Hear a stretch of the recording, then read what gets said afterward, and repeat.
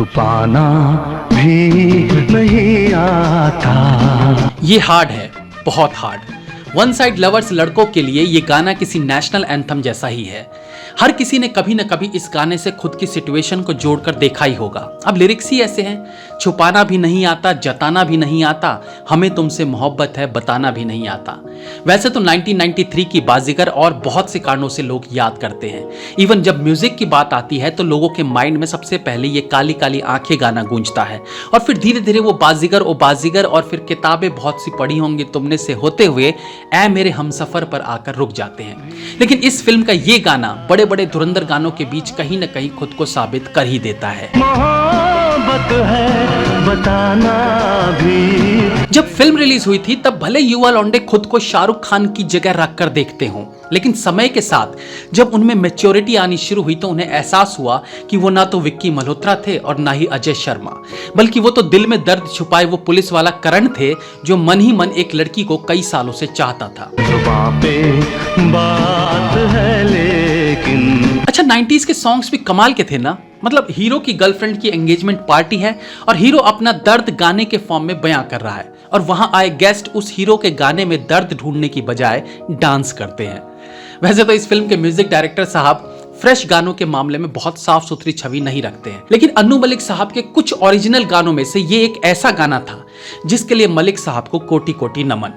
अब अगर आप नमन नहीं कर पा रहे हैं तो आज रात में अकेले में ये गाना सुनते हुए अपनी उन्हें याद कर लेना। देखो खुद ब खुद अन्नू मलिक के लिए आप नमन मुद्रा में आ जाएंगे। कितना पागल दिल है मेरा। गाने की बात हो तो सिंगर पर बात करना जरूरी रहता है।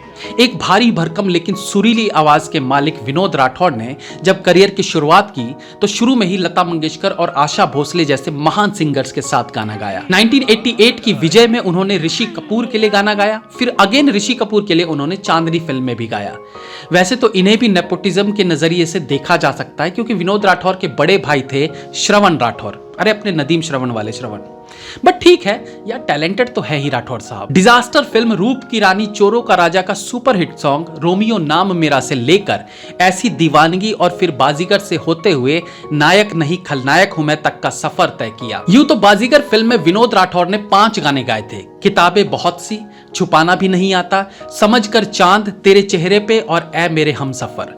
इनमें से समझकर चांद और तेरे चेहरे पे सॉन्ग को फिल्म में नहीं रखा गया था, हालांकि दोनों सॉन्ग मेरे one of the favourite songs में आते हैं। मेरे महबूब की टूटी। कितना अजीब है ना कि अन्नू मलिक एक म्यूजिक कंपोजर अपने ही कॉम्पिटिटर नदीम श्रवण की जोड़ी से श्रवण के भाई से फिल्म के सारे गाने गंवाते हैं। मतलब टैलेंट की वैल्यू थी उस समय में। अब पूरी फिल्म के दौरान सिद्धार्थ यानी इंस्पेक्टर साहब के कैरेक्टर को ऐसा नहीं दिखाया गया था कि ऑडियंस को लगे कि उन्हें काजोल से प्यार है, लेकिन इस एंगेजमेंट वाले दिन गाने से यह दिखाया जाता है कि भाई मिस प्रिया चोपड़ा की जिंदगी में सिर्फ मिक्की चिक्की लिक्की ही इंटरेस्टेड नहीं है, बल्कि इंस्पेक्टर साहब भी कॉलेज टाइम से उन्हें चाहते हैं। यानी ये सारी चीजें इस सॉन्ग में ही दिखा दी गई। लेकिन क्यों दिखाई गई? अरे भाई, राइटर साहब को मालूम था कि अपना चिक्की मिक्की लिक्की बस बदले की खातिर काजोल की जिंदगी में आया है, और फिल्म के क्लाइमेक्स में राइटर ने पहले ही तय कर लिया था कि विक्की की जान लेकर रहेंगे वो, तो फिर कोई तो चाहिए था ना प्रिया चोपड़ा को सहारा देने के लिए। तो उस सहारे को इस गाने में क्रिएट किया गया।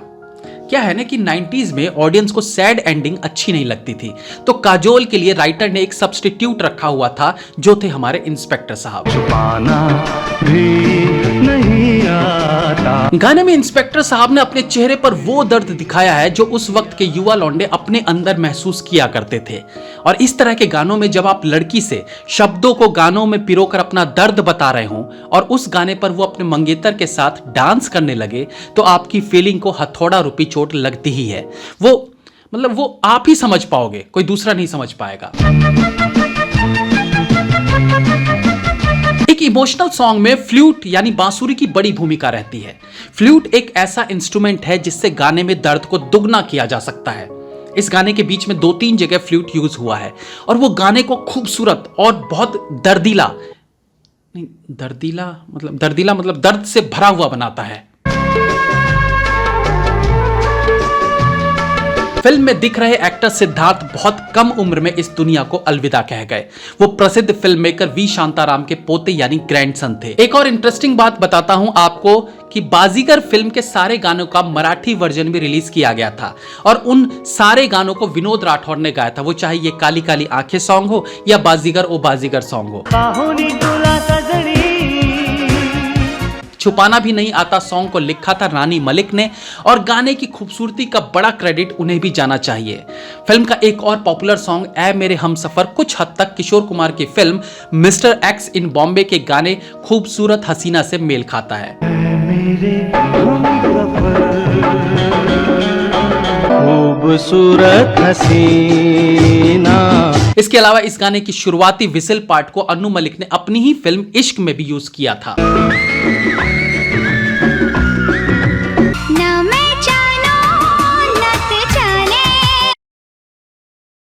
ओरिजिनल गानों में से ये एक ऐसा गाना था जिसके लिए मलिक साहब को कोटि कोटि नमन। कुछ ही देर पहले मुझे भगवान कह रहा था नहीं, अभी उसी भगवान को फोड़कर लाल कर दिया है।